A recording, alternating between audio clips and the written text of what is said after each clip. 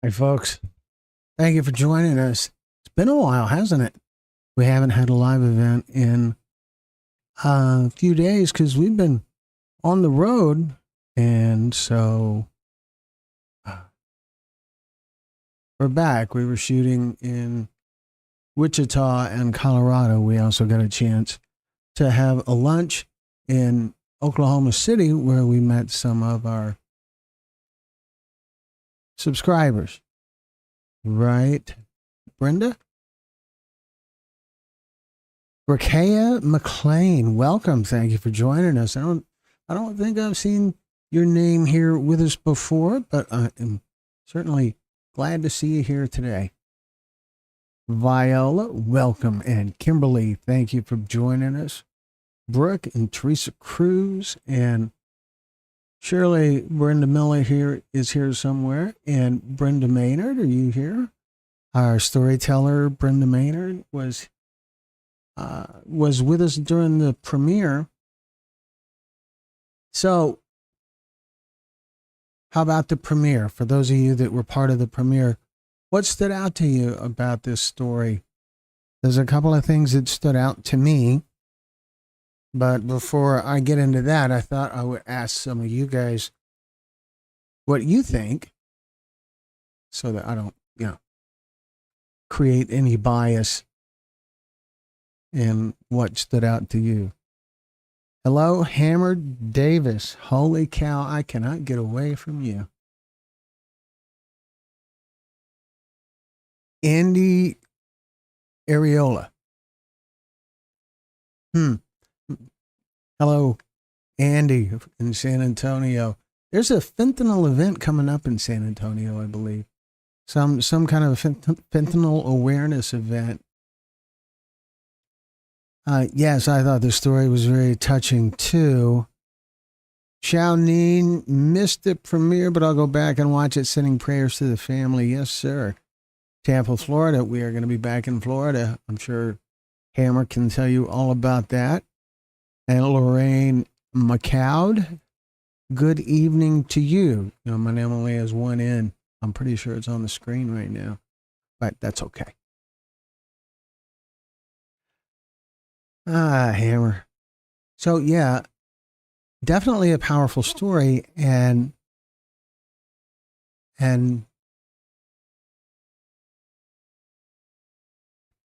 it has some surprises involving the family and some disappointments involving law enforcement. I wouldn't really call law enforcement disappointments a surprise. That tends to be a common theme in our stories. GUL, please let me know if you make the live chat. What's a gull? A gull. Gull. I don't know, Brenda, but glad to see you here. How's that wonderful cup working out? Huh?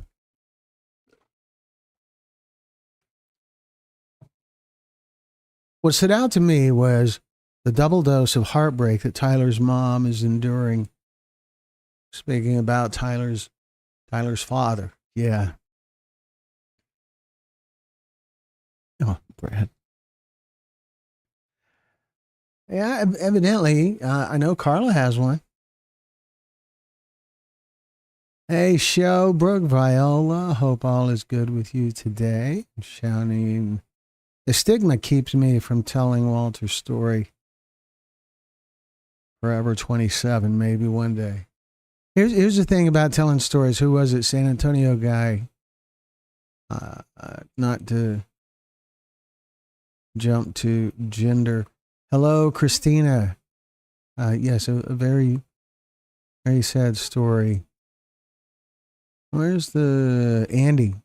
Andy in San Antonio. We don't turn people away who have a story to share. We've never turned anyone away. The catch is always simple geography.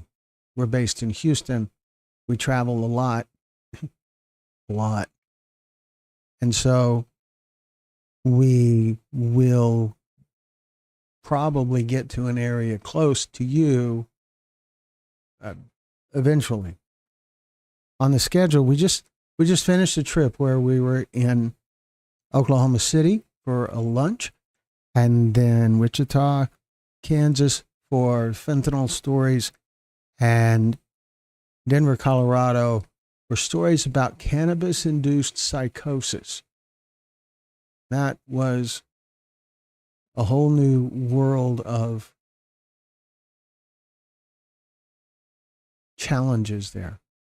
Not for me, no new challenges, but wow, it's a significant thing that I think will generate a lot of debate. My tumbler is the best Diet Coke dispenser ever. Very cool. I was willing to travel to Houston. What do you mean was? You still can. We're working with one of our human trafficking storytellers to have another storytelling event here in Houston at a local church later in the summer. It'll be within the next 6 weeks. I can try checking the calendar and see what I can find out, but oh goodness, that's brave. So let's see. August, perhaps. August 9th is where it is set.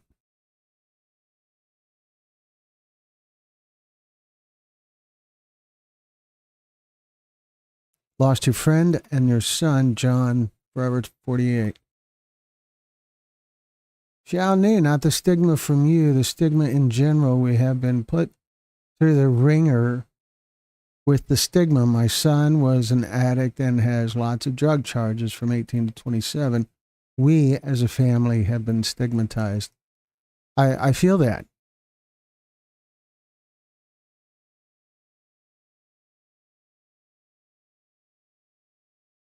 I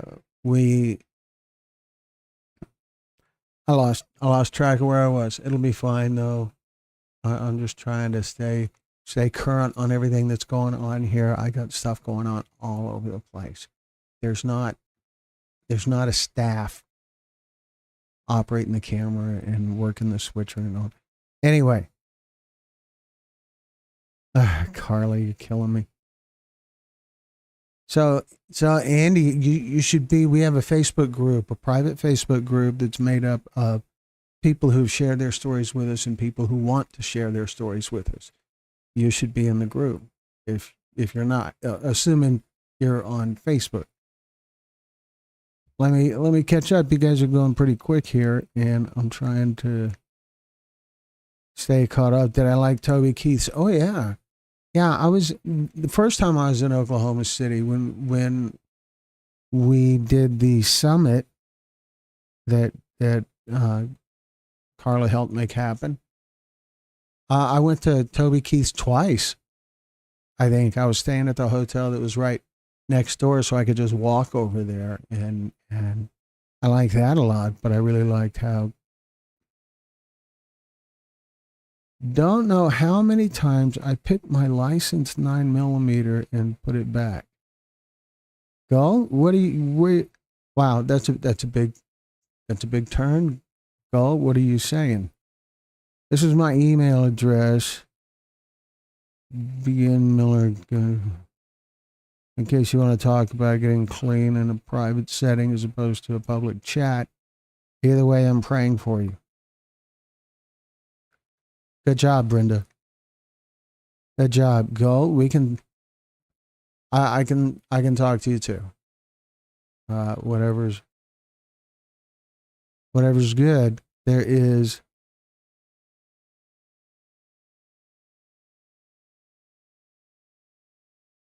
The suicide in Islam is haram. And that's not at all what I thought of as harem. So suicide's a really serious topic. We have one story about suicide on our channel. It's much in the same format as the fentanyl poisoning series and the addiction recovery series in the other. But talk to people. You have to talk to people. You have to reach out. You can call 988. We know there's that one, and we've heard mixed reviews on the kind of results that you get from 988, but there is no harm in trying it as long as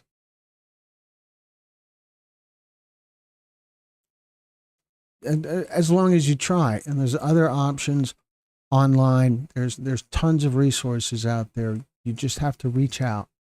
Kind of have to meet them halfway. Do something. Do something.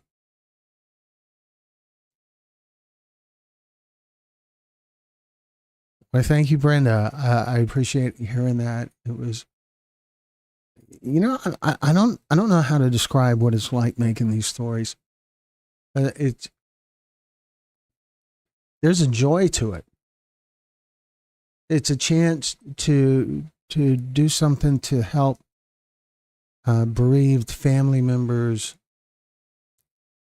pull something of value out of this terrible loss. It's not much. It seems wrong to say it's a joy to me, but it is wonderfully rewarding.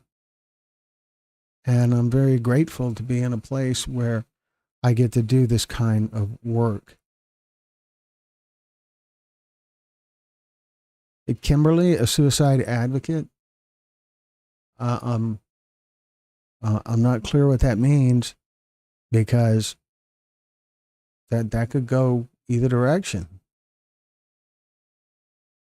You're a suicide prevention advocate, maybe? Would that be more accurate? I'm kind of hoping.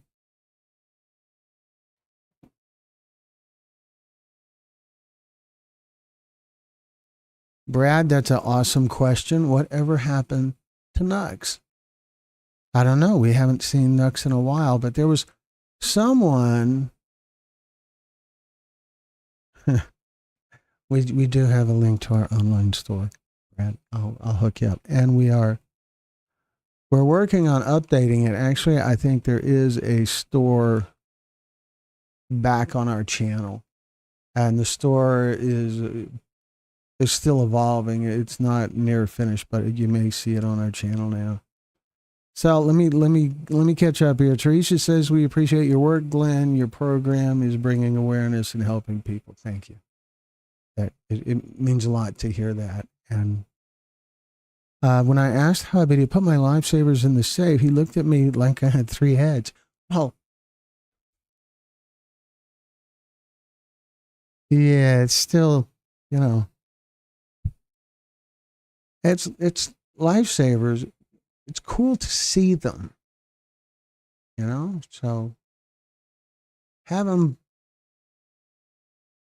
in a curio cabinet or something where people are hesitant to grab them. But yeah, in the safe, looking at you like you got 3 heads, it seems valid, because it's, lifesavers.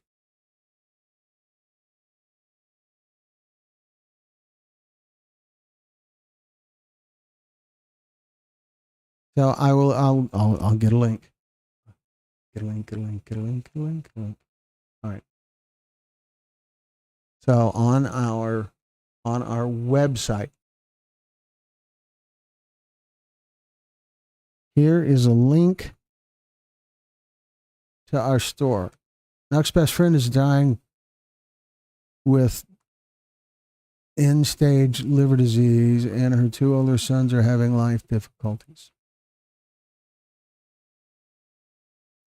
So just, it's good to be concerned about Nux. She's got a lot going on. She has a lot of friends in this group. So I hope we get to hear from her soon. Lifesavers like Narcan. Look, I have Narcan too, and lifesavers. I also, while I was in Colorado, I also met with a an executive with a company that has a naloxone-based product that is faster acting and longer lasting. There's a thing about naloxone, like Narcan, or the others that are 4 milligrams, or the Cloxato with 8 milligrams. That naloxone, the drug in Narcan, can wear off before the opioid that caused the overdose wears off. And this effect happens that he called re-narcotization, which means overdosing again. That's what happened to Wade Green, episode 100 in our series. And he died within like 500 feet of the hospital he was discharged from. Knox has a full plate when nothing is going haywire. She's my hero. 6 kids is more than I could raise successfully. Yeah, Brenda, if you had to, you'd find a way, I'm sure.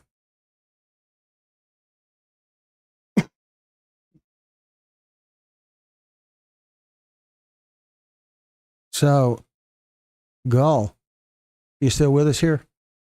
Are we still talking to you? Are you hearing us? You got to reach out. You got to reach out to people. There's people in the chat right now you can reach out to. And there's also professionals out there, and there's organizations, and there's website resources with phone numbers and all of that. And so I'm looking at this, and it seems like I'm a little bit like the color is off on the camera just a little bit. Maybe. Kimberly, I just lost my uncle from overdose and alcohol on Father's Day.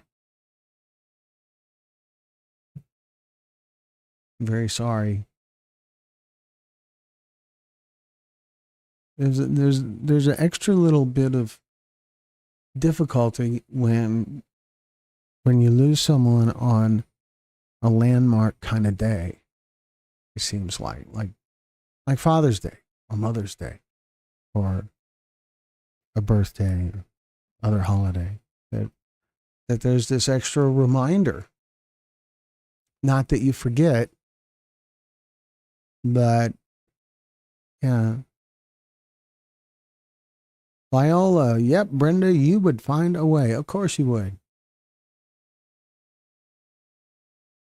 Brenda says, Gull, you can appeal their decision to not allow you into a rehab program. It takes some people more rehab trips than others. I hope rehabs in your country are better than the ones here. What country is Gull in?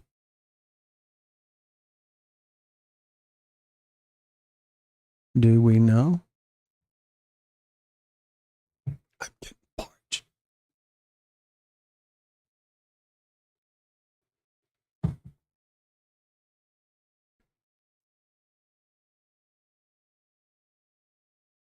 Gull, does anybody know what country are we talking about here? As you know, at the end of all of our stories, we have that list of Pakistan. Wow. I don't believe we have Pakistan on the list. But there's resources out there. Gull, there is resources out there. Wherever you are, there's resources out there, because there is resources here. Right here in this room right now. Right here in this community online. There's other resources like this that are out there one way or another all the time. You can always find someone to talk to. Always. So just stay with it.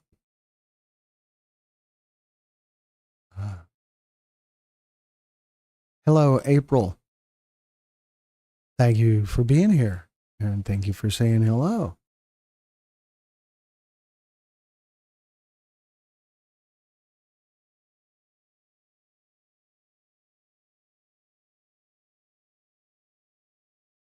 It's just coffee. What's in your cup, Carla? Doesn't this look cool? Doesn't it look familiar? You know, I had two. Yeah, just coffee. We are each other's resources. We are. That's a thing. That's a cool thing. That's a powerful thing.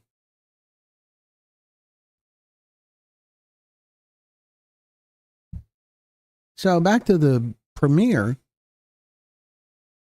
Is there anything else that stood out to you folks? Any that not I don't have something in mind. I'm just curious. I always like to hear something from the audience, to hear feedback from the audience about things that stood out to them. There was a little screwed up edit in there that I saw that was kind of frustrating. So, other things that stood out.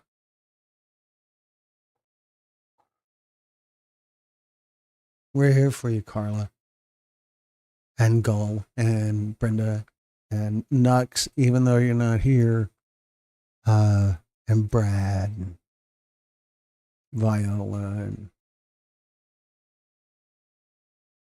all the others. Very true. Without this chat, I would have given up long ago. Thank goodness I'm stronger now.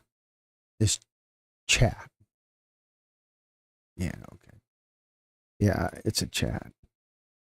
The cruelty of the dad and his new family. Well, yeah, no, not to defend any of that. That seems pretty harsh. But people deal with grief in very strange ways.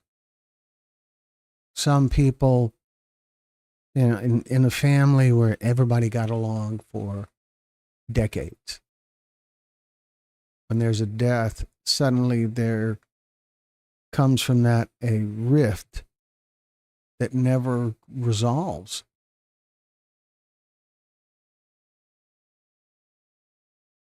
Viola, the cruelty of the dad, yes. Gull, you have no idea. 90% of rehabs provide cold showers and some punching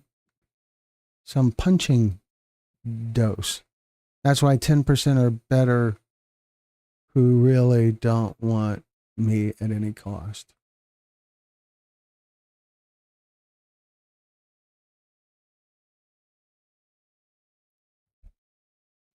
Yes, there is getting clean at home.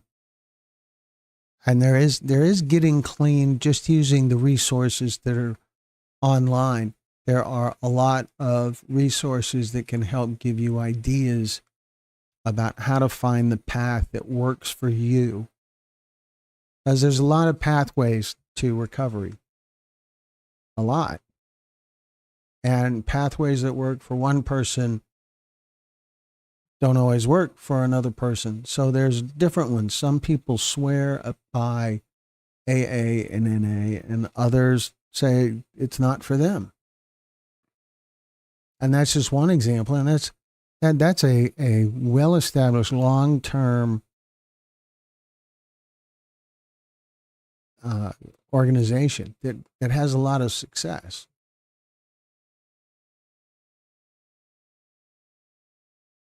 Gull, I'm going to keep you in my prayers. I got clean at home. Brenda got clean at home. She says it was the hardest thing I ever did, but also the best. There has to be there has to be a awesome reward to having done it, having to be in that place. Gull says, "Nope, I'm tired and I lost my father. Now just suffering and pain, trying to live max for my mother."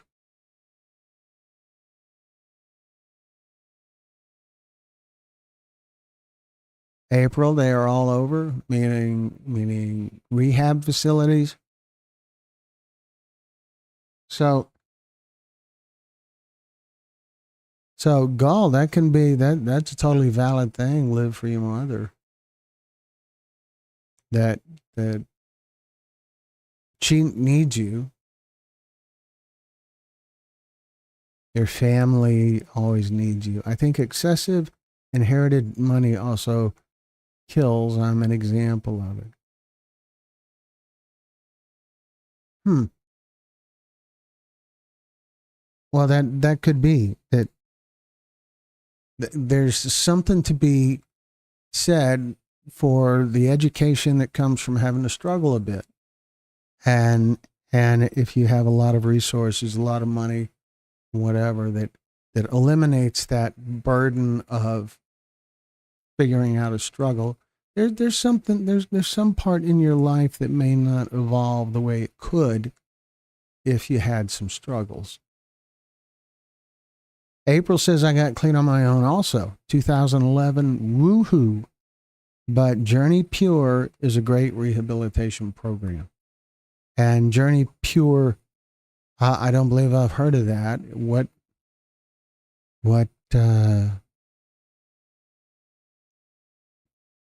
Journey Pure? Praying to your higher power, Kimberly says. Yes, that's a thing. Praying is a thing. Praying is a good mental exercise, regardless of the faith connection. That if you think about the process of prayer, you start off by talking about gratitude. And after that, you start prioritizing the things that are important that you want to get better, that you're organizing your thoughts. And then when you're done, you go back to gratitude. And that's a great exercise. Yes, great job, April. After my opiate addiction, I was on Suboxone for 2 years, and I got myself off the Suboxone by tapering down. Good job, Brooke. Good job.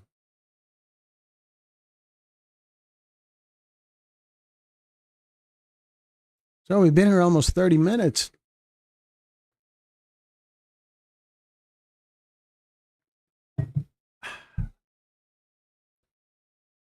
Gull, I'm beyond recovering back. I damaged my well built up body, so no chance I couldn't resist withdrawals.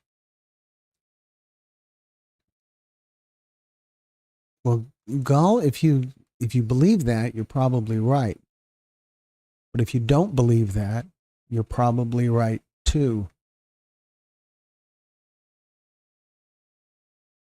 It is going to be difficult, but you can do this. If you think about some of the people you know who have done it, or some of the famous people who have done it, if they can do it, you can do it. We have a whole series of addiction recovery stories on our channel. A whole series. There's over 50 stories of addiction recovery on our channel. They did it. Of the 50, 51, 52, something like that, of those stories, I only know of one that has relapsed. And that storyteller is incarcerated now. And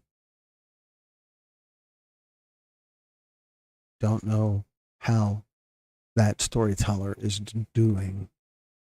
at the moment.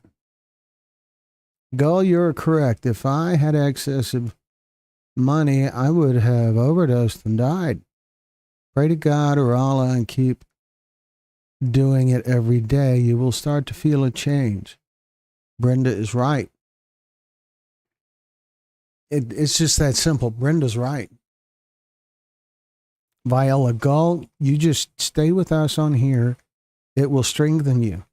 Now, we're only here every other day for the most part. Might be back tomorrow during the day at some point. Not sure. We are working on a new series, the cannabis induced psychosis stuff, and we have a lot more coming up related to fentanyl poisoning, more on human trafficking, and of course more on addiction recovery.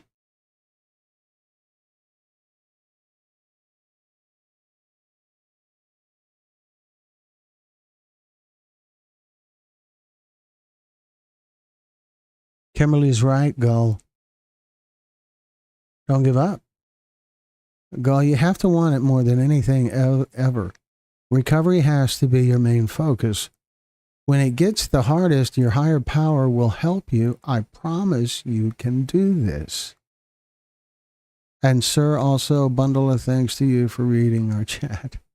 Yeah, sometimes that's how it goes here. Sometimes I am talking about things and answering questions, and sometimes I'm just sort of like a referee where I just read the chat out loud and help everybody get an idea of what's going on. And part of why I read them out loud is because there's a lot of viewers. We have a lot of viewers according to YouTube. We have a lot of viewers that watch on a smart TV. And on a smart TV, there is no way to chat back. There is no chat window on a smart TV. So if there's a viewer out there watching this on a smart TV, you can also log in on your phone at the same time and engage in the chat on your phone while you're still watching on the big screen. So there's that message I usually. Carla says, Gull, I'm proud of you for still being here. It's hard to keep going when your heart is broken.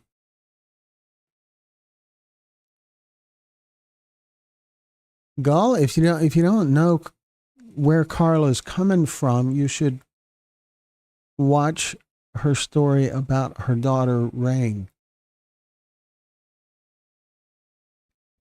It's on our channel. And it's a powerful story, like all the stories are powerful in one way or another.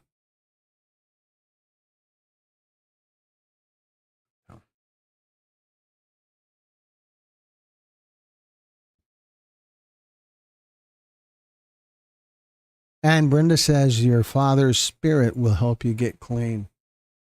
Yeah, I'm pretty sure that's a thing. I feel like there's, and as you get older, it seems more and more common that something happens and you feel like there is some sort of divine intervention involved. But I would have not thought this way 20 years ago. Comes with age, I guess. I'm 63. So, Gull, your father's spirit will help you get clean.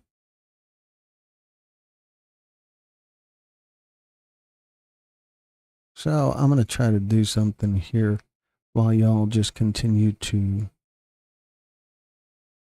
chat amongst yourselves.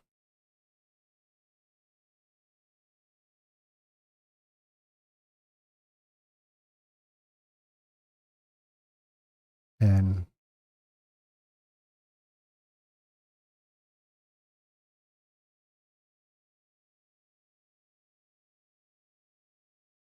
Brenda said during the hallucination days of my detox, many deceased family members helped me get through it all.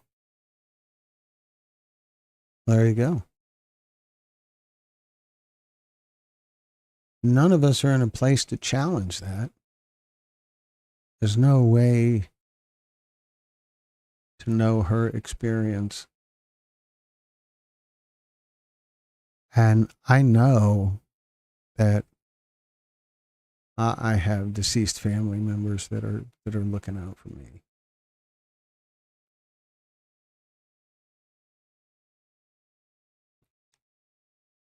So while we're here, I am going to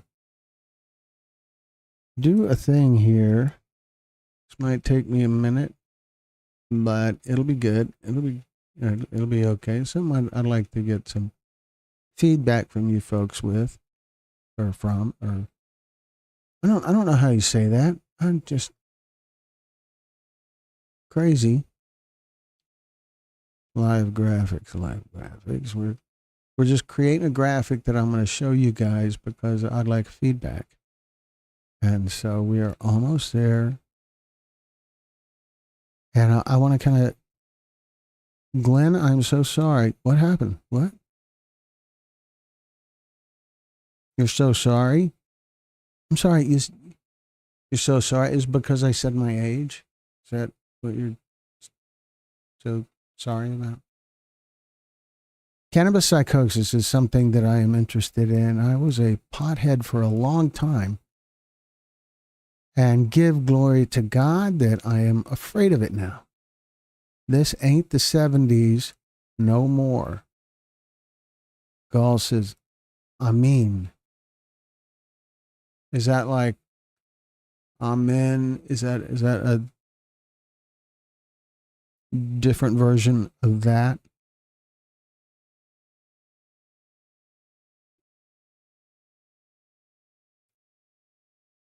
Oh, that my family members, yeah, grandparents. My father's passed away. My father, the last few years of his life, he was dealing with Lewy body dementia, and I was one of his caregivers during that period, and I was grateful to get to do that. That my family started calling me the dad whisperer because I could get him to calm down, and I felt quite blessed to get to be there for my father in that way. I used to smoke marijuana about 27 years ago. Okay, Kimberly, that is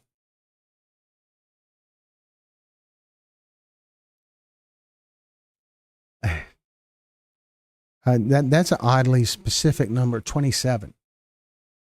I used to smoke marijuana 25, 30 years ago. That's how most people would say it. But you said 27. Was there something about 27 years ago that made things snap?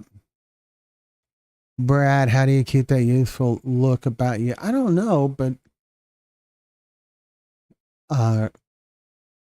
I'm sorry that you haven't got it figured out. But I'm grateful to you for being here, so that I'm not the oldest guy in the room, and that's awesome.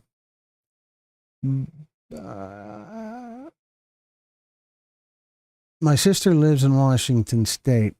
Kimberly says. So is that are you saying that she lives in a state where it's legal? Is that what you're pointing at? Viola, you're so correct about today's weed, which is why my kids shouldn't experiment. Today's weed is too strong. Holy cow, that is what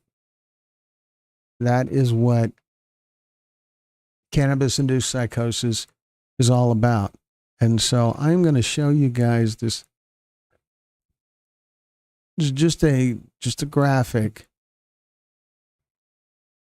for the series that we're working on. And oh, come on. For the series that we're working on, we're going to our goal is to have some new stories. Huh. Our goal is to have some news stories published later this week. That what we want to do is have at least 3 stories from the interviews that we shot in Denver last week. We want to have some of the we want to get some of those up right away.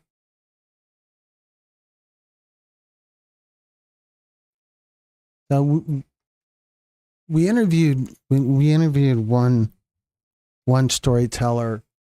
He was a Navy veteran, and while in a psychotic state induced by cannabis, he shot his girlfriend, chased her out of the house, and shot her and shot at her while she tried to run away.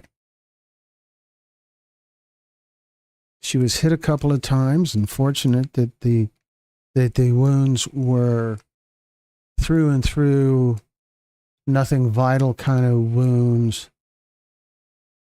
So we interviewed him,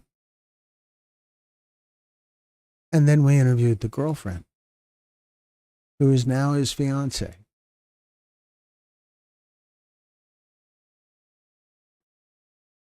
So I thought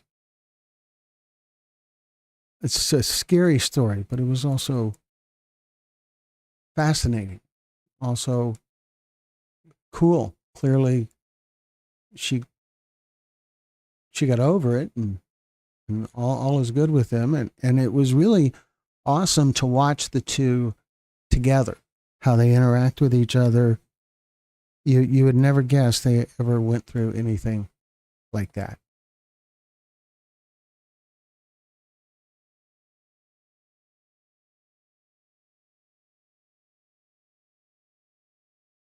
Okay, Ivy League flight nurse, thank you for being here. It's cool you can make it.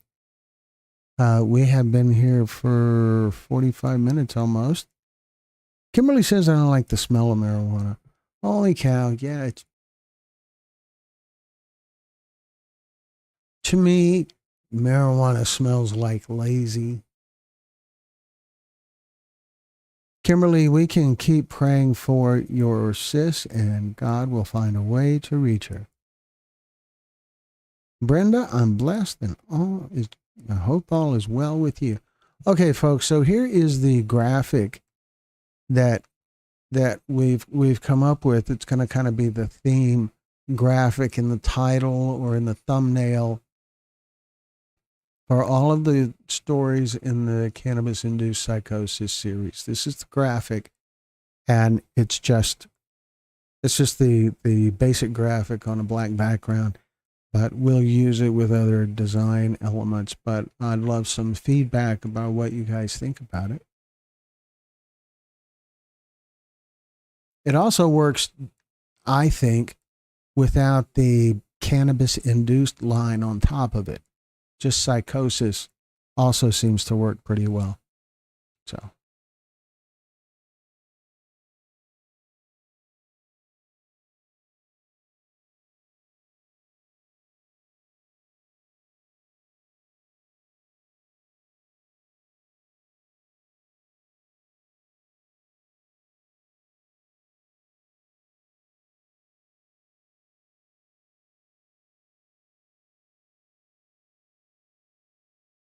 That is a powerful message. The graphic, I feel like what's cool about the graphic is that just the word psychosis with that leaf in the middle of the O is an impactful statement, just the way it is. And then underneath it or somewhere else in the frame, there'll be a episode title of some sort. So Brooke from Bama, or for Bama, likes it. Viola likes it. Christina likes it. So we talked to, when we were in Denver, we talked to quite a few. I don't know how many. I believe we interviewed over 20 people. I believe we shot interviews for 3 days in a high school facility, a sober high school that has a student body of about, I want to say, he said 80 to 120 students at a time. And it's obviously a specialty kind of high school that focuses on kids that are in recovery. And so, thank you, Hammer. And so we shot interviews of over 20 people, I'm sure. Two of them were doctors. One was an emergency room physician, and the other one was a doctor who specialized in something that I don't really remember now, but it was, she seemed very credible. And if I could remember, I would be glad to share it with you, but I don't remember what her title was.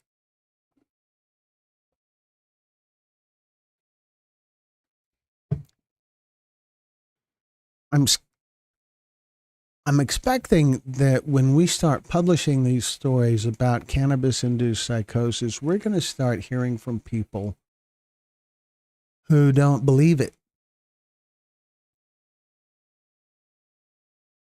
and are threatened by it. Allah bless everyone here on this chat. Thank you, Gall. Thank you for thinking of everyone. I never heard of a school like that. Yeah, Kim, me neither. I never heard of such a thing, but it was a way cool. It was a way cool school. Most of the classrooms were a little bit fishbowl-like, but that was cool too. V, I would burn with you because I would be in the pantry saving all the food. Weed sucks. Now, there's a lot of people out there who swear by weed. There's a lot of people out there who really believe in weed. I was telling someone yesterday or Monday, I was telling someone about cannabis-induced psychosis, and her response to me was that is only something that happens to people who have a pre-existing condition, and that the psychosis is triggered by the pre-existing condition. And the physicians that we interviewed said there's no evidence of that there's no proof of that. And there is evidence that indicates it is not. But beyond that, even if it is from a pre-existing condition, how do you know if you have a pre-existing condition?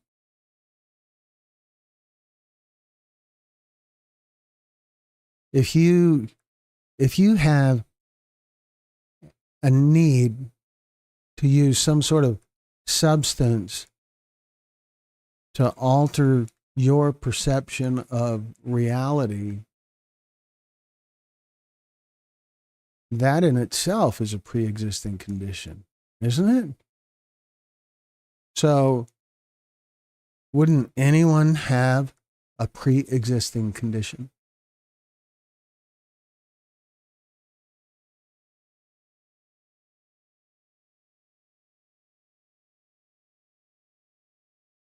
Gull, talk to me and I'm here to listen. You are going to start from all kinds of opinions. I'm aware. I know that it's going to stimulate.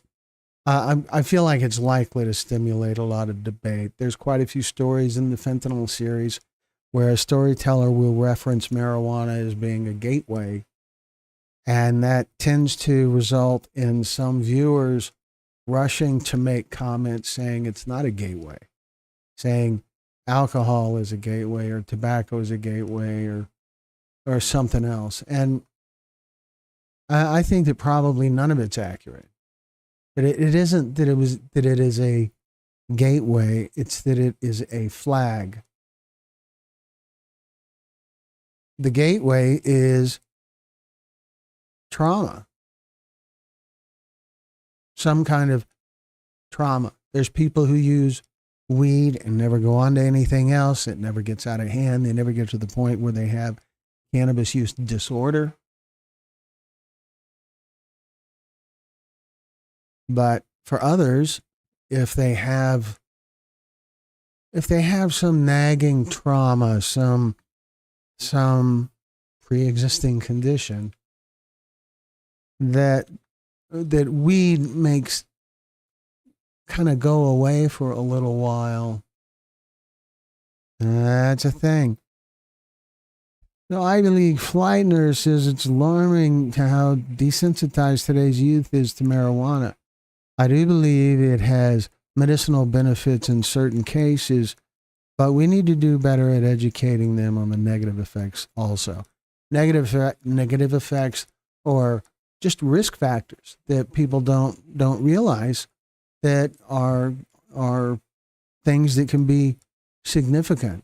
There's especially for kids with under the age of 25, because your brain is still developing, and marijuana use affects brain development. That is thoroughly proven fact, backed by tons of research, by tons of places, not just in the U.S., but all over the world. So that is a common, everybody knows it thing. Here in Tennessee, we have medical marijuana, and people in Memphis drive over there. What?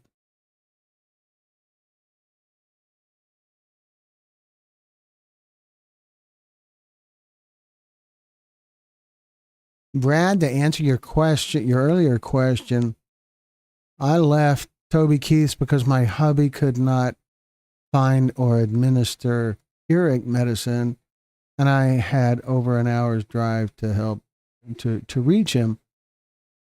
You are up late tonight.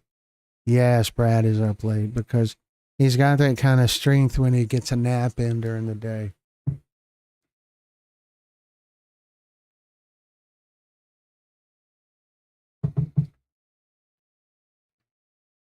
Kimberly says people think it will help the nerves.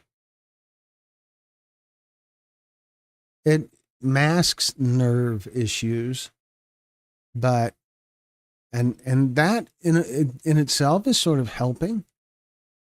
Just the same way headache medicine can subdue headache pain, but it's not really addressing the cause of the headache.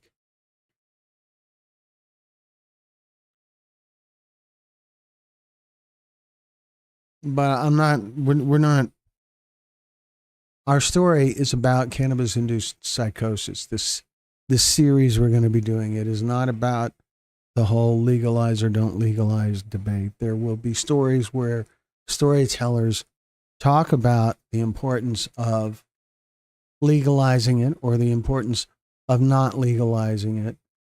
There'll be both sides of that, all sides.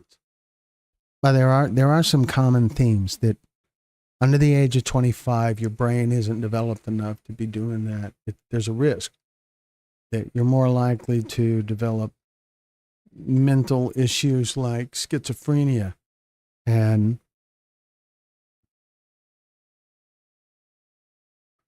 other mental disorders that escape me.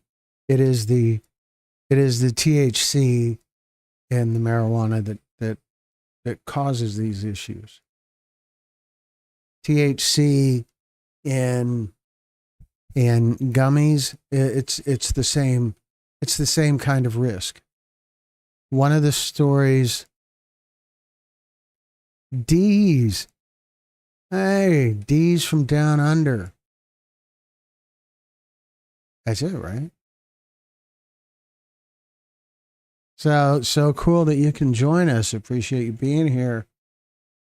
Now I lost my whole train of thought. I feel like I had something good. So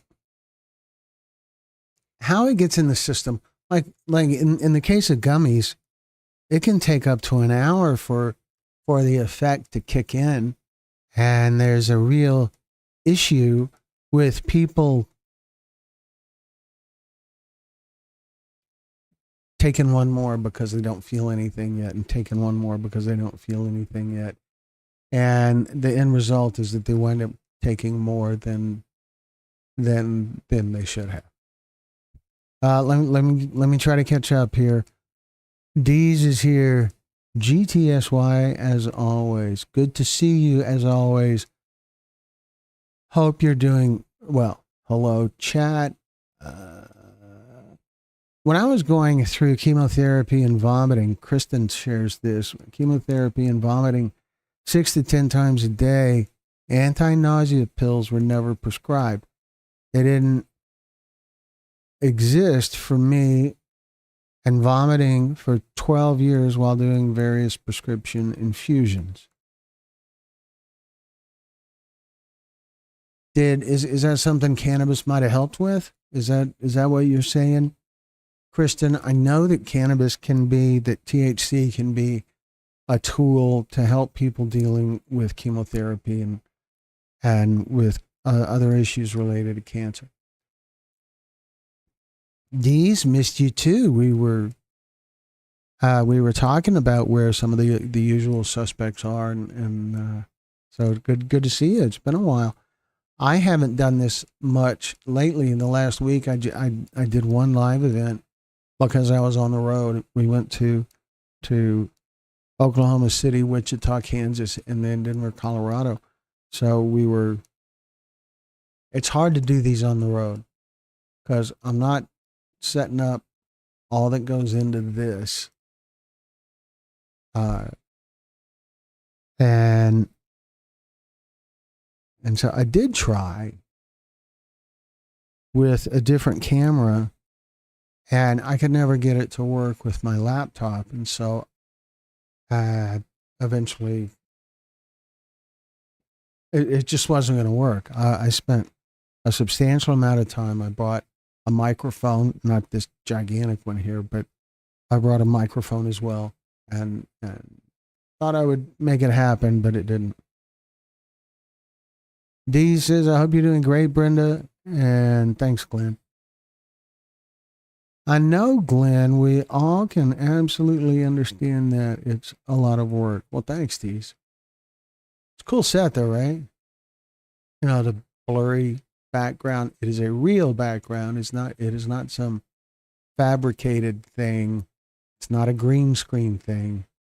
I have an aversion to using green screen backgrounds because it's lying. It's lying. And I could have some sort of news looking set behind me with some whole bunch of monitors playing different things and all out of focus. So you can't really tell what's on them, but you can tell that there's stuff on them. But that's sort of lying, I think. I know, Glenn, we can absolutely understand. It was suggested to me that smoke cannabis to help me keep eating while vomiting. I'm sorry, it's not funny, but it sounds kind of funny in a sad way. I was just offered anti-nausea pills during the vomiting. COVID that I had, the hospitals thought I had concussions. So the vomiting, that's another thing that I learned.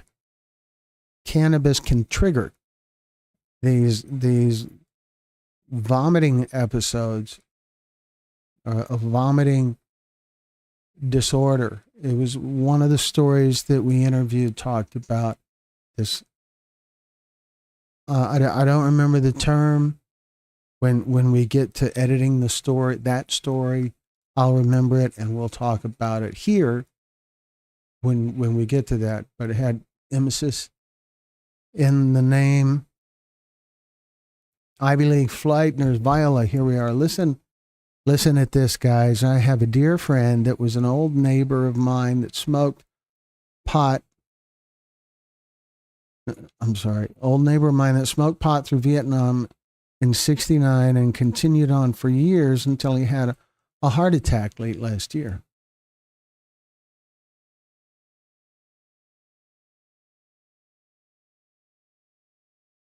Cool. I think I have I know I have a friend who is a very successful video production professional. We'll leave it at that. And he regularly uses weed. When I say regularly, like weekly. And that's it. So there's a kind of self-imposed limit to how much he uses. But it is interesting. I thought that was fascinating. So, not sure if anyone here remembers the K2 that was sold in stores, but we always had a handful of parents who would bring their children in for psychotic behavior and vomiting after smoking it. Scary. Ivy League flight nurse, Texas Pictures, actually made a documentary about K2, also known as Spice or fake bake, synthetic cannabinoids, if you want to get all wordy with it.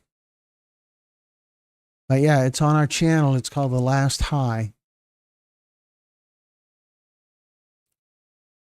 These, yes, I'm doing much better, Brenda says. Emotions are starting to level off. Fatigue is still a major issue, but I am on Brad's 5-year plan for it. Yeah, Brad's got fatigue figured out. His solution, I think, is lots of naps and maybe Geritol, stuff like that. I'm sure that helps him a lot because he seems,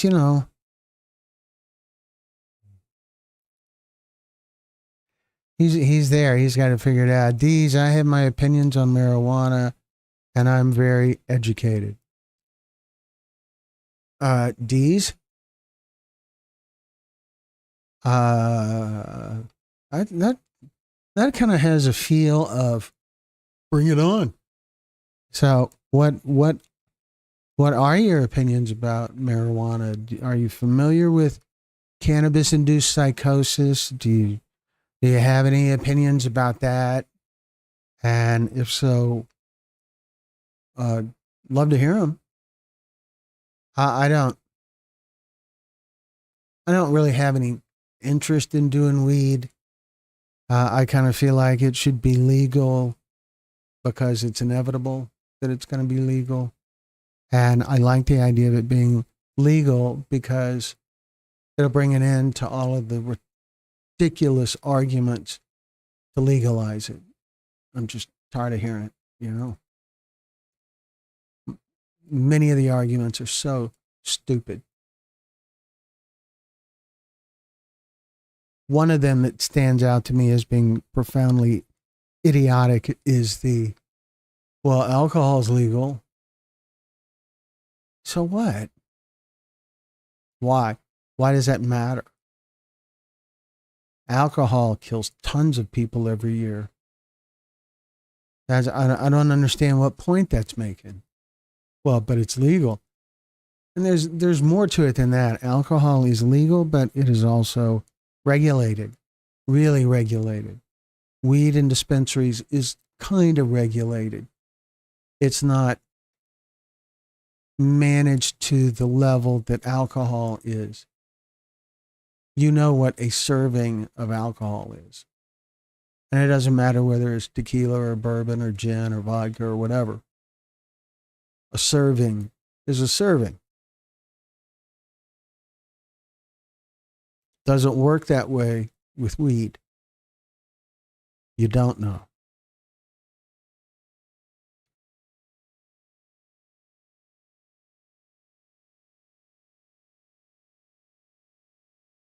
So I have my opinion. Where am I at? Where am I at? Viola, sorry for you. Me too. But he don't smoke it no more. And so let me see. D says I'd rather keep the information to myself here because we have so many different opinions in the chat, and I'd rather not comment it on it. Still love you. Yeah, you can have whatever opinion you want. We're not CNN. Oh, I'm gonna get sued one day. You can have whatever opinion you want, and you're welcome to share it or not. That I think that my opinion is that there's a place for it, but it's critical that it is safe and predictable. That would be the argument that would go with alcohol. Alcohol is predictable. Anyone who consumes alcohol regularly has a pretty good idea of how much will impact them in what way. It's not possible to have that with marijuana.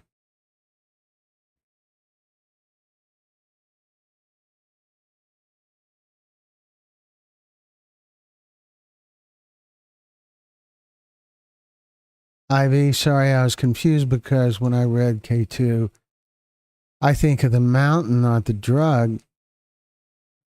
Yeah, I think that's where the name K2 comes from. It's spice,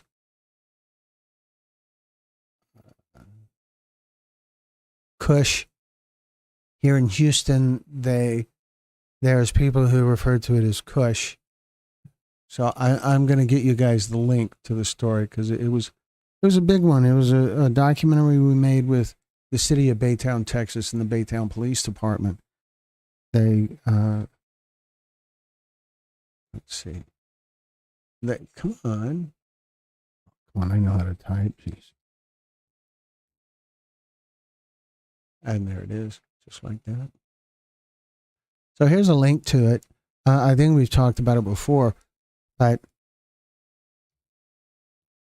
there's the link. It's called The Last High. It was created in around 2016, 2017. We interviewed psychiatrists, physicians, EMTs, police officers, users, former users. Did a bunch of ride-alongs with law enforcement and EMTs. And one of the biggest things about that project is that it was created with a team of teenagers, volunteers who had some sort of career interest in video production or journalism or law enforcement or something else along those lines that would have some sort of connection to filmmaking. And together we did everything. The teenagers really made a significant commitment, really made a significant contribution to the story. One of the team members went on to graduate college and is a producer at the Hallmark Channel in Los Angeles now. So that's way cool. So I gave a lot of kids some opportunity. Let me see. Glenn, I'm so sorry about that. I don't even know what that's referring to. I must have missed something because I don't know. So how's the weather out there, Glenn? The weather out here in Houston is raining all day today. And that's about it. But I was in here, in Texas Pictures World Headquarters, here working with our team. Yeah. I was here working with our team to create new content and develop this new series, the Cannabis Induced Psychosis series. So how was the weather? Where are we at? Funny weed story. My first rehab sober living house was next door to a couple who smoked weed in the backyard every night after the kids. Holy cow. That's brutal. I would think. Guess where all us junkies were? Yep, in our backyard. Probably close to the fence, right? Yes, Brad. K2 is the same as spice. And the thing about spice, at least in this area, the great value of spice to the people who used it was that it wouldn't show up in drug tests. There was a drug test for it, but it's a special test. It's a separate test, and it costs more, so employers wouldn't do that. And employees could, instead of smoking pot, they could do that and avoid losing their jobs.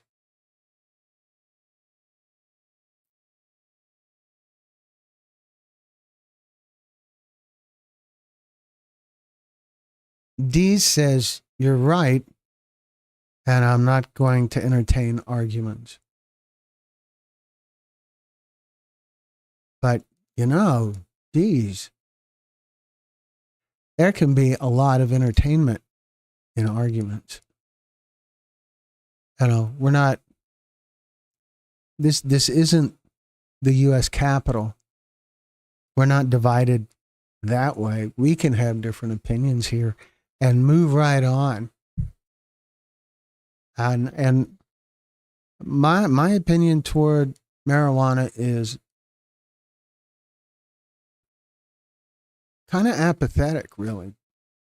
That I don't think it's that big of a deal. But children using it, holy cow, people under the age of 25, it's dangerous to the brain. And cannabis-induced psychosis is not about marijuana. It is about high potency, dangerous volume of consumption kind of thing. Cannabis-induced psychosis is it's scary.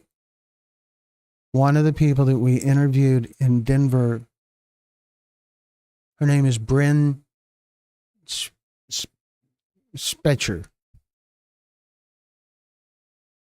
Let me see if I can get the actual Bryn, Bryn Spejcher.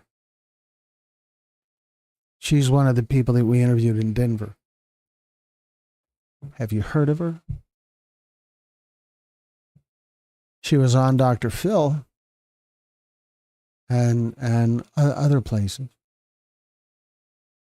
Carla, did Mars like the avocado toy? Viola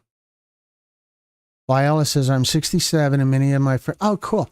I'm even if Brad goes to sleep, I'm still not the oldest person in the room. That is so cool.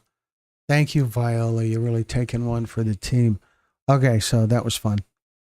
I'm 67 and many of my friends have grandchildren that are smoking weed. Yeah, what strikes me about that, and that's terrible because there's a risk to mental development. But what really strikes me about that is that parents know. They know. How does that work? How does that happen? How is it that parents know? We hear about this more and more. Parents know and just kind of look the other way, or let them go in the backyard and smoke their pot at home and just complain about the smell a little bit, and that's all they do. I don't understand how that works. If I was doing that, I would be terrified of my parents finding out. That just doesn't make any sense to me for parents to endorse that when there is so much irrefutable evidence that it does harm to developing minds.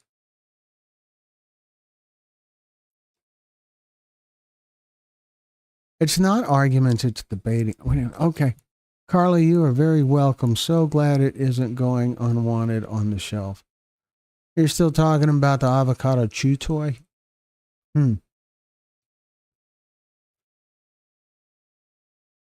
Wait a minute, Carla. Okay, I learned something. Mars is girl? Mars is female?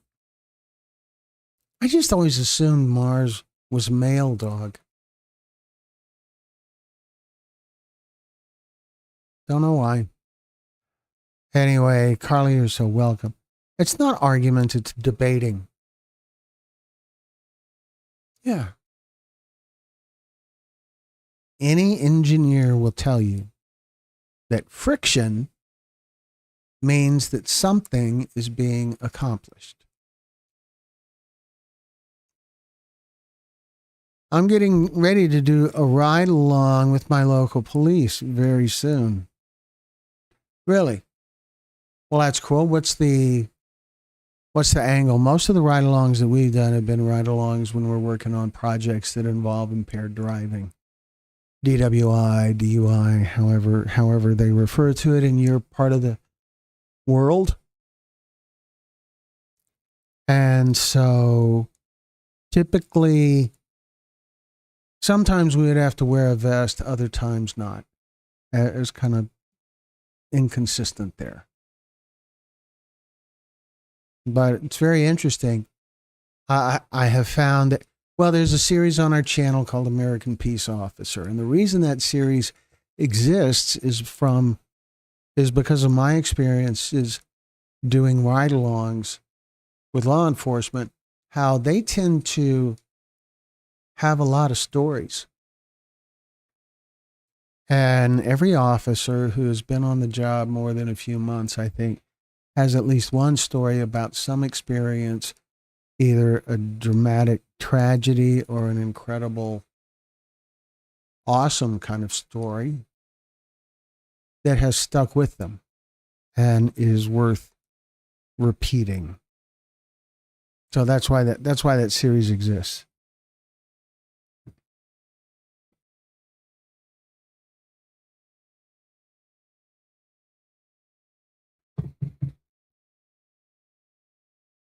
Let me see where I'm at. So the ride along ought to be very cool, Viola. Where are you, Viola? What is the... Oh, Brad, you're killing me. As an ER nurse, I had a patient who was a college student that smoked K2. She broke into a pastor's house and beat him to death. She was a beautiful, smart girl, never in trouble, and now in prison for life.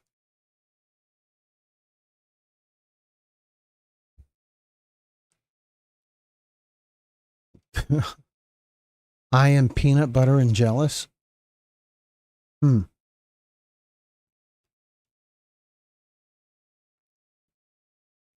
Diana Blainard. Diana. Good to see you here. Appreciate you joining us.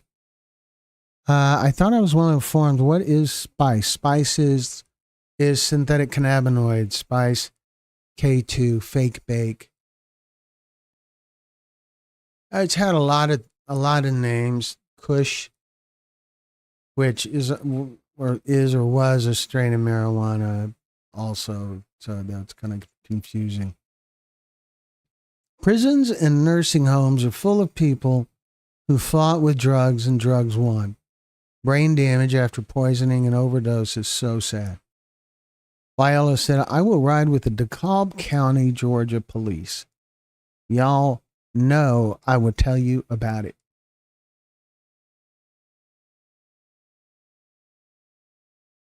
Viola, are you going to be able to take your phone out, record some video and all that? If you do,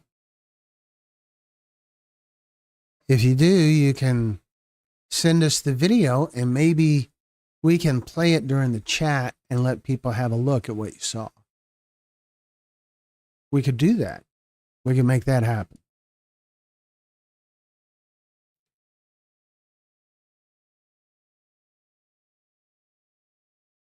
If you do that, Viola, try to remember to turn the phone horizontally and record that way. You know, the way people see, the way TV screens work, the way movie theaters work, horizontally. But if you inadvertently record everything vertically, that's fine too. We'll certainly work with that.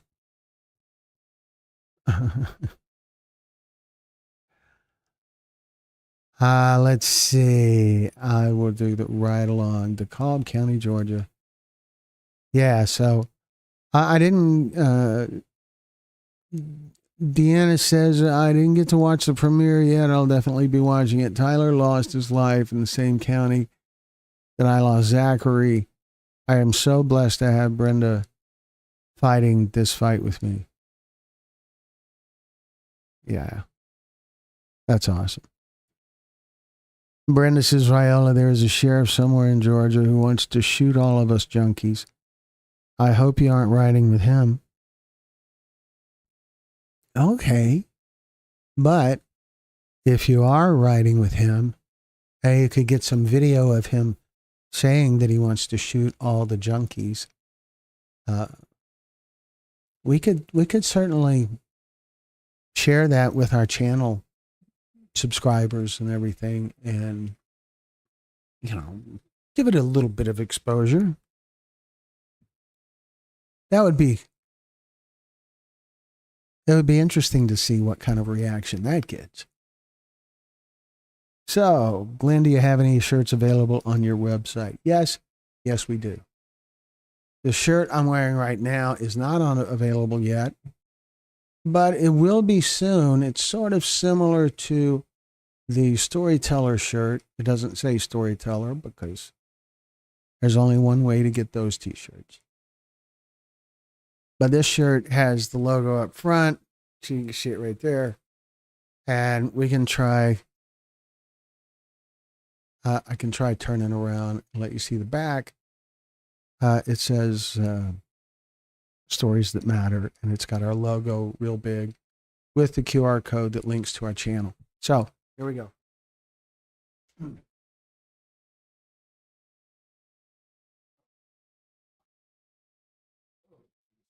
Yeah, okay. All right, well, maybe not.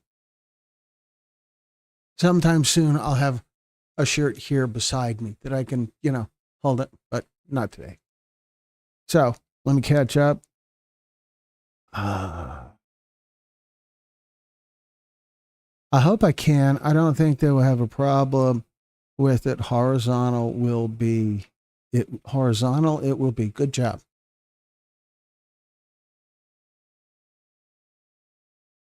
No, it ain't my sheriff.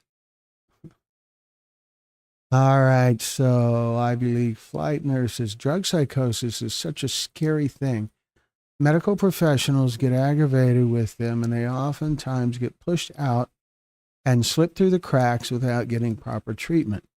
Again, Wade Green's story, episode 100 on our channel, is a great example of that, or a terrible example of that, whichever.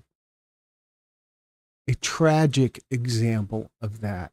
Let's go with that. We can call it a tragic example of how medical facilities can sometimes really do the wrong thing. Like morally reprehensible wrong. Not make a mistake, but morally reprehensible. They were investigated by state and federal governing agencies, and they found, what's the term, substandard care administered to Wade and to something like 8 other patients the same night. So they're in trouble, as they should be. Can being hooked on lifesavers be dangerous? Now, your dentist would say no, but that's because he has his own agenda.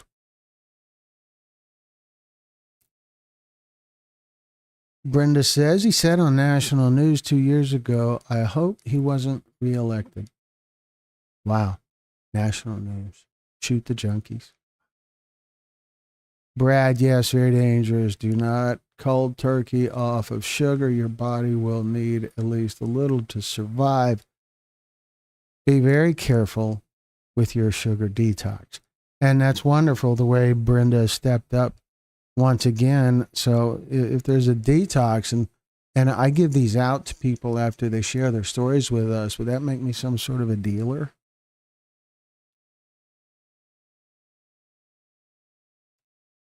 Yes, I went back and watched that episode after you told me about it a few months ago. I cried right along with this mom.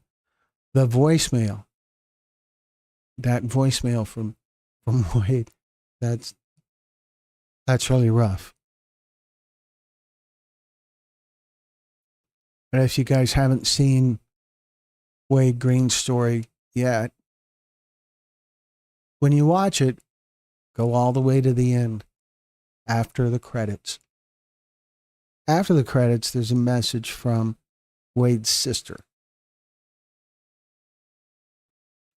And it's a cool little message. Kind of a blooper, I guess you could call it.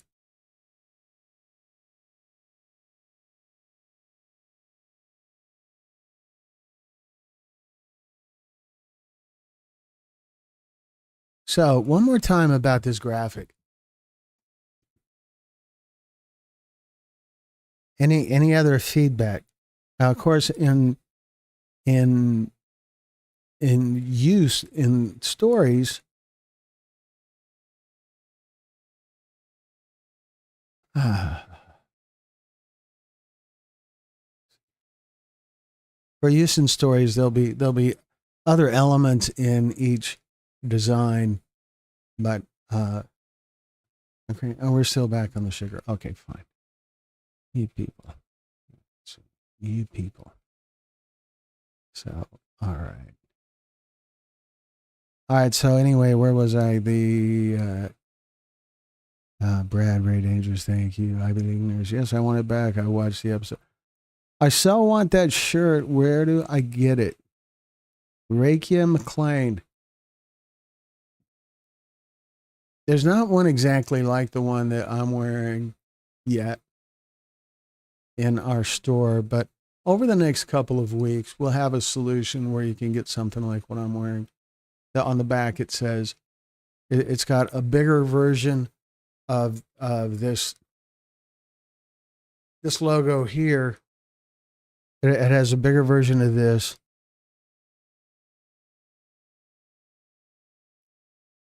Much bigger version. And then over the top of it, it says stories that matter. And so I really like these shirts. I got them. A friend of mine lives in Texarkana and has a screen printing business, very successful, very service-oriented screen printing business. The name of the company is Scoreboard Printing, and they're awesome and very much solution-oriented. And so they made these shirts for me, and they're the ones who make our Storyteller shirts too. All right, so at least a sugar enabler, more than one would make you a dealer. Okay. But you know, when I show up at a location to shoot stories, I have 20 or 30 of these. but just one per. So Brenda says, I have YouTube set to open to Wade. Cool.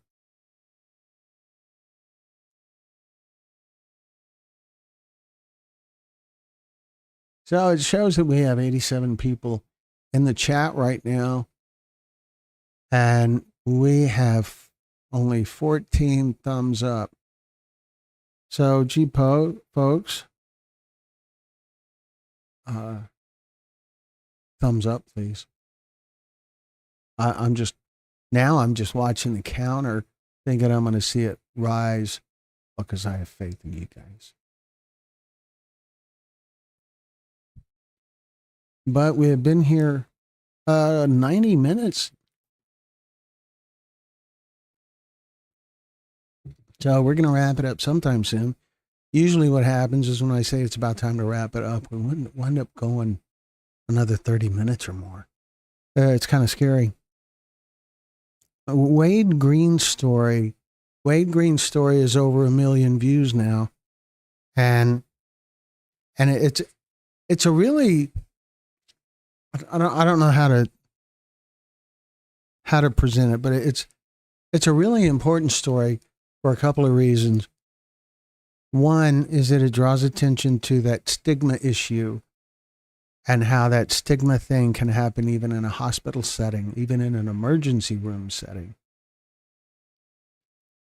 And the other important element is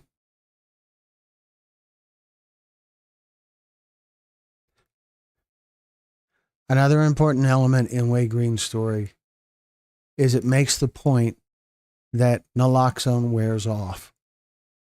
Naloxone can wear off before the opioid wears off.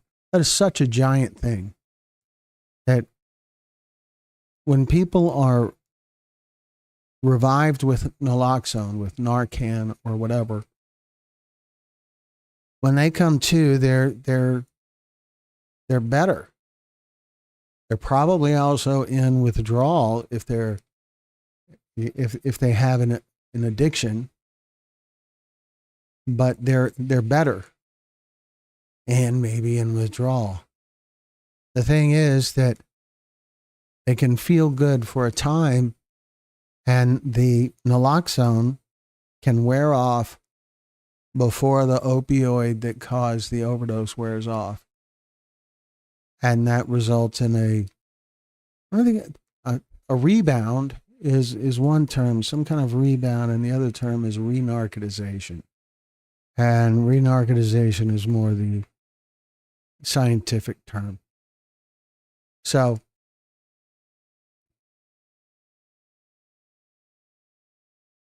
it's vitally important when someone is revived with naloxone, Narcan, or whatever, it's vitally important that they get medical attention immediately because they can relapse. And if you run out of Narcan or whatever kind of naloxone dispensing stuff you got, if you run out of that, that's it.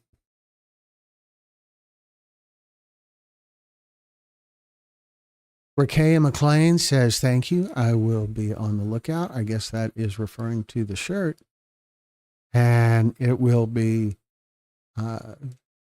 it'll be sometime soon. And if you continue to join us in these live events, we will be able to get you, we will update you right away. When the store is updated and published, we will also make announcements on YouTube in the community section, and so that'll be cool. So there'll be, you'll find out, you'll hear about it when it happens.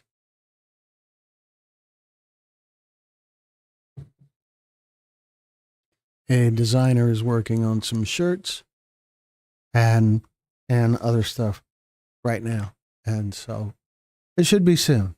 Brad, I feel sorry for all of the hippies in the 60s and 70s who done major time and now it's legal. I think all of those records should be expunged for free. I don't know.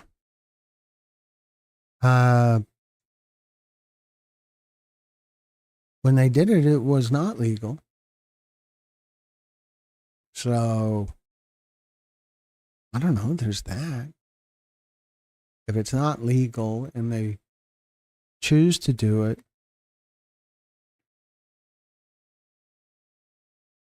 they're choosing to engage in a criminal act. That's one of those things that kind of seems like an elephant in the room about fentanyl. If you picture a drug dealer, there's a buyer and a seller, and the seller is committing a crime, but so is the buyer by buying.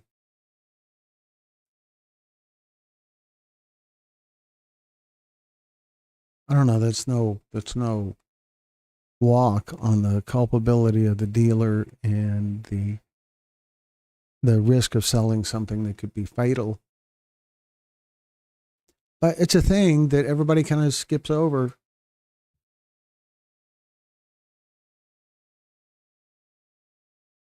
I don't know. Brad, I feel sorry for all the hippies. Yeah.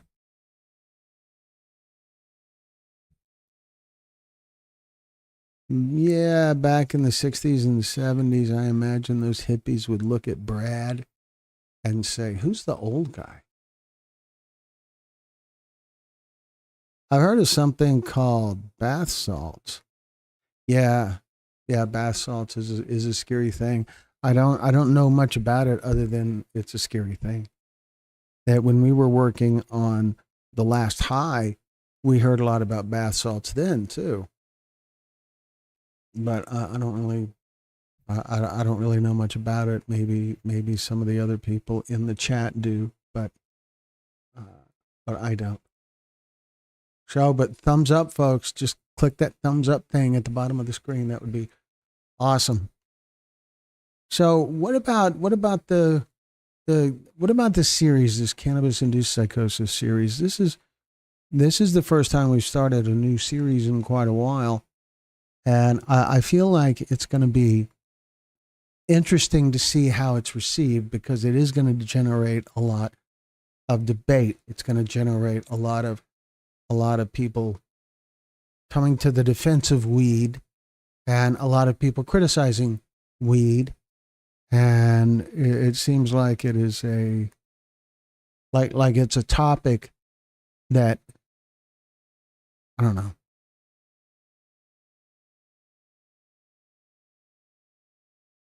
The argument, I think, is good. When people come out and they say, here's how I feel about this and here's why.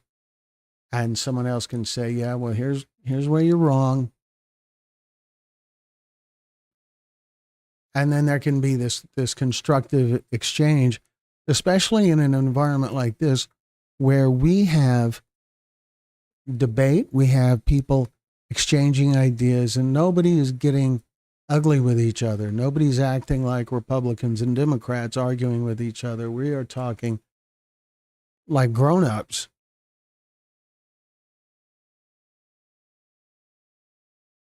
Yeah, it is going to be interesting. So I gave you guys a name. I gave you the name Bryn Spetcher. Have any of you guys heard of her? Wow.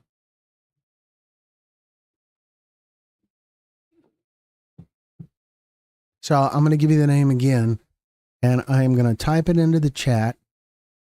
And I think perhaps someone should Google her name and then report back. So here's the name.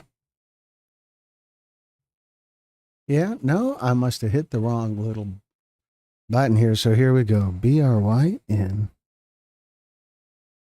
S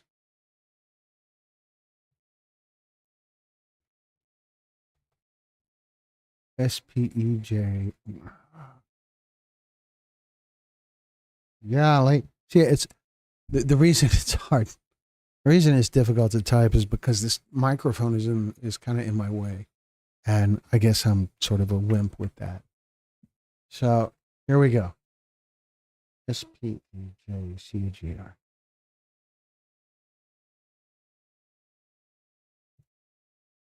That name. It would be way cool if somebody would just Google that name, see what you find, because she will be one of our first stories in the cannabis induced psychosis series. There will be one. What?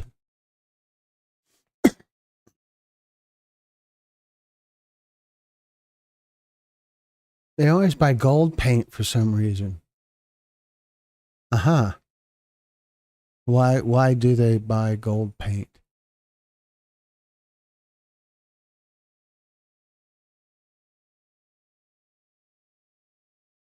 Hmm. How weird. So anybody Google that name yet?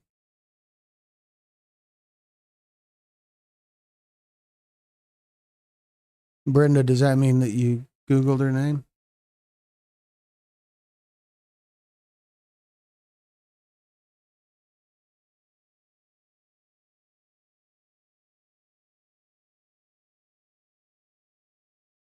Brenda. So, did you Google her name? Anybody? Anybody just copy and paste the name? So,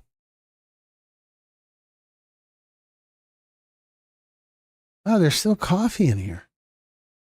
I had no idea.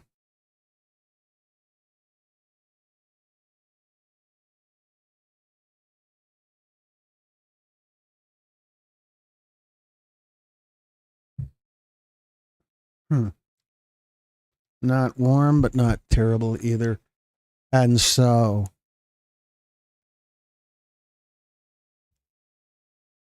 Bryn was on Dr. Phil, and she's been on a couple of other shows. Whose name? Oh, you're killing me. This one.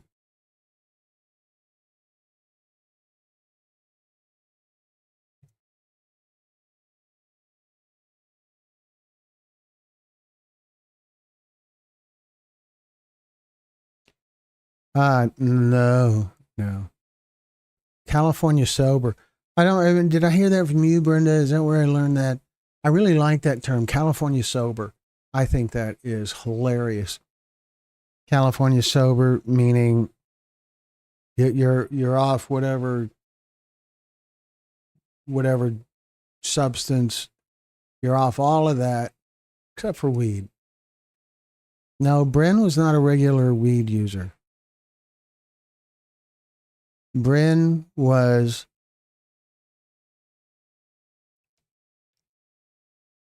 Bryn was an occasional user. She said that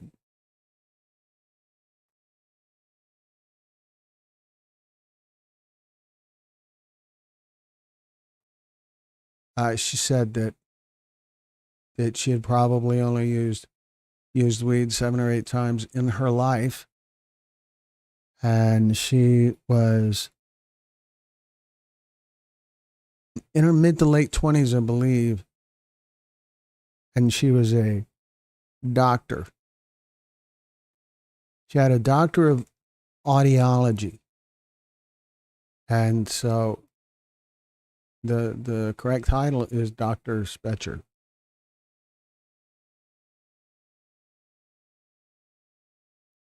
So D for D in D. The 40. Okay. Bryn Spetcher, who stabbed a Thousand Oaks man to death in 2018 while in depths of cannabis-induced psychotic episode is appealing her conviction. That's her. She, the victim was, she describes as a friend. It was kind of the beginnings of a dating arrangement, perhaps. They met at a dog park that they both walked their dogs, and that's where they met. And he was a regular marijuana user. She was not. She was more of a social user. Had only done it a few times, and he got her to use, which not like some sort of devious, here, you should try this out, like it's straight out of Reefer Madness. It was nothing like that. It was just sharing, like if you're having a Twinkie, you would offer your friend a Twinkie. And so it was just a social thing. And after she took a hit from the bong, a little bit of time goes by, and the guy asks her if you feel anything, and she said no. And so he prepared another hit with the bong and made it a stacked hit, is the way that it was described. And she did that, and it made her feel sick, and it made her scared, made her believe that she was dying at some point. And it induced this psychotic episode. And while in that psychotic episode, she stabbed her dog,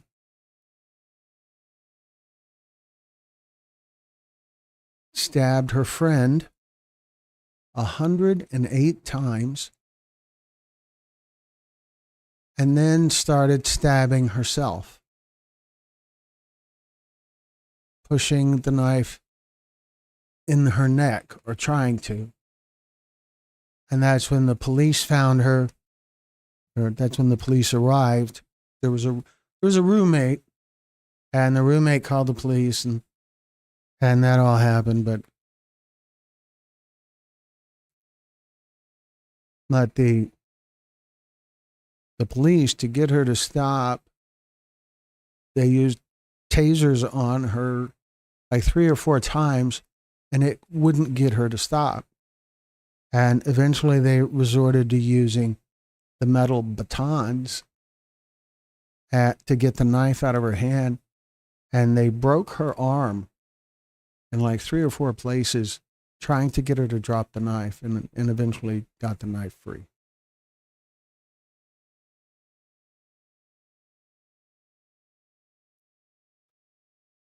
So that's a rough summary of Bryn's story. I interviewed her when I was in Denver, and she's such a nice person. I imagine to some of you that sounds weird, but she's a wonderful, nice person. It's hard to believe there wasn't any methamphetamine in the weed. She was tested, and her system only showed to have cannabis in it.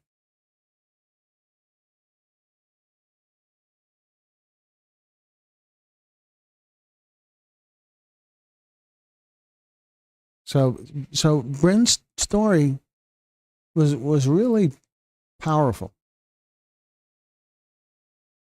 and it had quite an impact on me. That I was concerned about interviewing her, because it's got to be a delicate subject. It's got to be something that's difficult for her to talk about.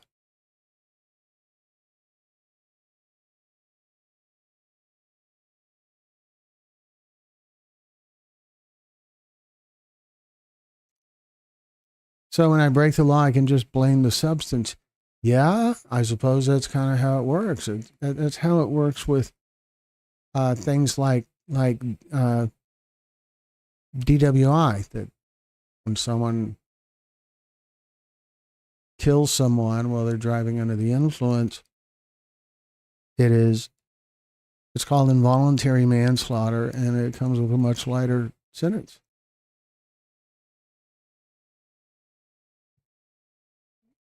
But Bryn's story is only one of close to a dozen stories that we shot in Denver last week. There's another story where a Navy veteran was at home with his Navy veteran girlfriend and wound up in that same psychotic state. And that led to him shooting her several times, 2 or 3 times, and shooting at her while she's running away. And so the only reason that he didn't kill her was because he wasn't a good enough shot. She was hit in the leg and abdomen, I believe, as I remember the story, while he was in that psychotic state. And I interviewed him. Very nice guy, very grateful to have someone just listen to the story.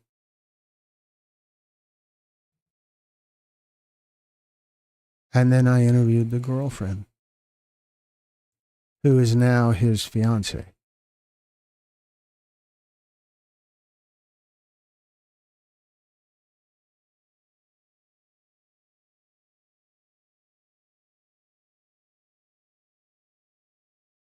And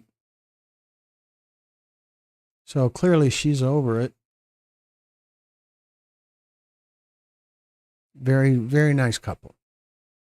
They were cool. All right, so let me catch up with what's going on over here.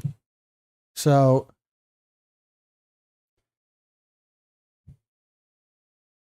whatever happened in personal responsibility, yeah.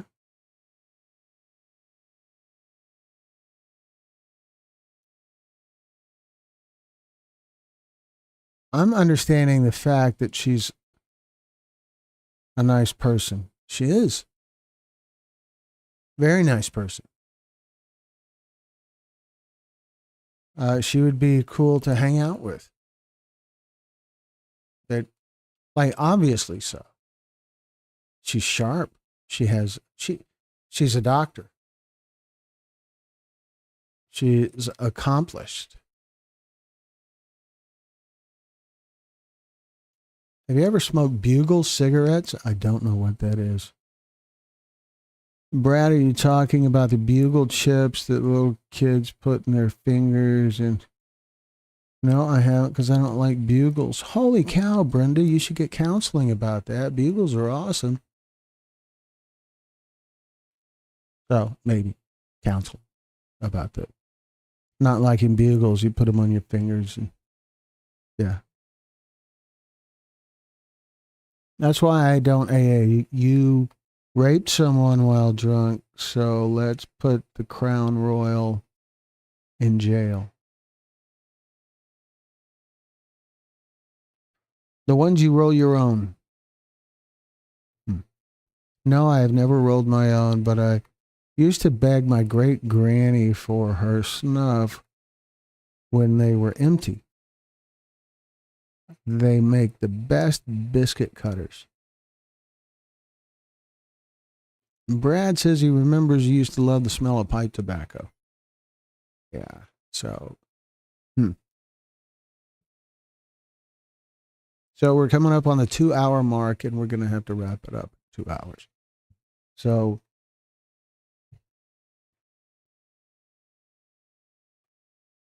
this cannabis induced psychosis stuff has been really a fascinating thing to start to learn about. And how much the way fentanyl has been over these last 2.5 years, and nothing's going to change with our involvement in fentanyl related stories. Nothing has changed with our involvement in any of the other topics, either addiction recovery or human trafficking or any of that. We take the stories as they come to us, really, that we don't turn storytellers away. And so that's how we work. I remember I used to love the smell of pipe tobacco. What smells worse, cigarettes or weed?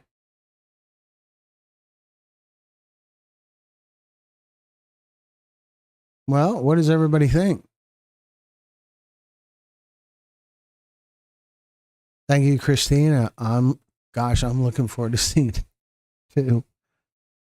Holy cow. There is so much. The first 4 episodes will be the couple, the Navy veteran couple. It'll be their story, Bryn's story, a physician who talks about what she has learned, and one more story. Probably a story where someone in cannabis induced psychosis commits, I guess you would call it suicide by cop. And there's other stories that'll be later in the series that we've already shot the interviews for that involve cannabis induced psychosis resulting in the user, the victim, the whatever, the person in psychosis commit suicide. Several stories like that already, and that is a relatively common consequence. A relatively common outcome to cannabis induced psychosis. So, Brad, I love the smell of cigars being smoked. I have never tried one. Well, you're not missing anything. Worst would be cigarettes and weed combined. I kind of feel like that would smell like high school. Christian says, as a child, I loved the smell of pipe tobacco and I loved the taste of beer. Life changed around 11 years old when I started smoking cigarettes for myself, and I was off the trauma of my parents' alcoholism.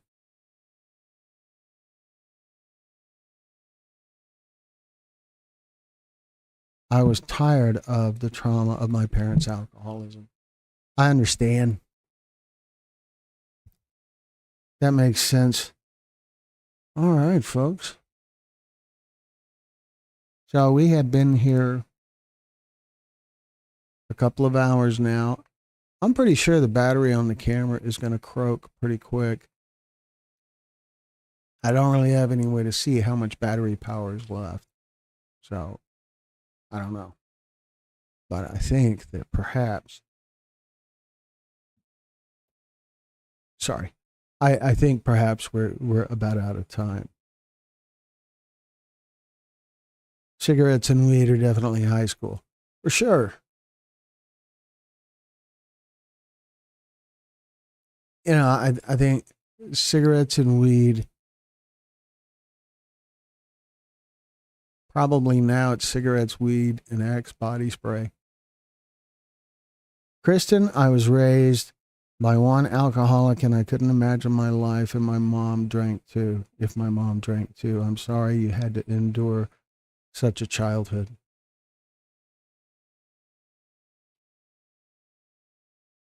And Kristen,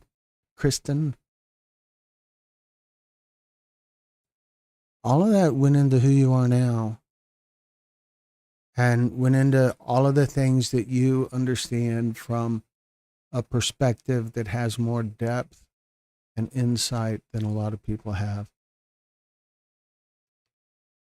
So there's a beauty to that.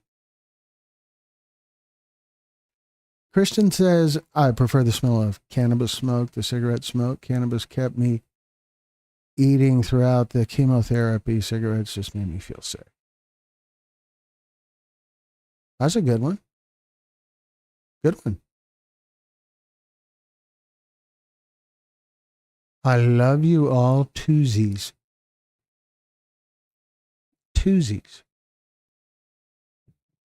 I like that. That's good. Thanks for keeping me clean another day. God bless. Lucky Strike. Lucky Strike, they like the no filter kind. Like, don't be a wimp. No filter. Viola says, love you, Brenda. Brenda says, what you take for granted someone else is praying for. That's right. I think that you've said that before, Brenda, and I think I've said, that's right, when I read it before. I'm having this deja vu thing going on. All right. So, anyway, we have been here over 2 hours. We have had over 600 views total, and we currently have 98 viewers, and of those 98 viewers, at the 101 viewers, at the most, 18 have given us thumbs up. So come on, just click that thumbs up thing. That would be awesome. Brad says, God bless all. I'm with Brad. God bless all. So we are going to wrap it up, folks, but I want to tell you, like I always tell you at the end of the stories, that we are always here for you guys. Thank you, Viola. Thank you, Kristen. Thank you, Brad. We are always here for you guys. And we have a private Facebook group for anyone who wants to share their story at some point. It's a great way to stay connected with us so that when we have a storytelling summit anywhere, you'll see the announcement in that Facebook group first. The ones that we have coming up are in Pensacola and Cocoa Beach. We're going back to Cocoa Beach. There's one in Portsmouth, and we're going to Seattle.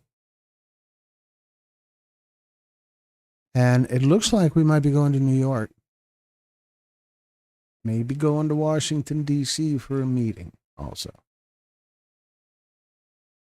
My secret with the youthful look. I can't even come up with a good joke for that, Brad. I'm running out. Is that what happened to you? Did you just start feeling your ability to respond fade away? I don't have Facebook. Scared of that too. Okay, you can certainly email me anytime. And if you watch our community, there's the community section on our channel. And whenever we have an event anywhere, we post a notice there too. We post a notice and some sort of instructions that tell people how to sign up if they want to be a part of it. Okay, we're up to 20 thumbs up now. There's 97 people in the group, but there's 20. Okay.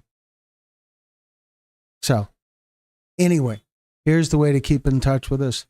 But before I put up the closing graphic, thank you all for being here. You guys really matter. And I'm grateful for you taking the time to spend this time all together here. So, anyway, you guys can reach out to us anytime. You can find us. Here's the email, info@texas-pictures.com. You can find us on Facebook if you're on Facebook. And we are also on TikTok. And at our website, you can find more information about Texas Pictures. You can find our mailing address, our phone number, more examples of our work, and things like that. So please feel free to reach out anytime. Thanks for joining us, folks, and we will see you probably in 2 days. Maybe for a short period tomorrow. So thanks for joining us, folks, and we'll see you next time. Good night.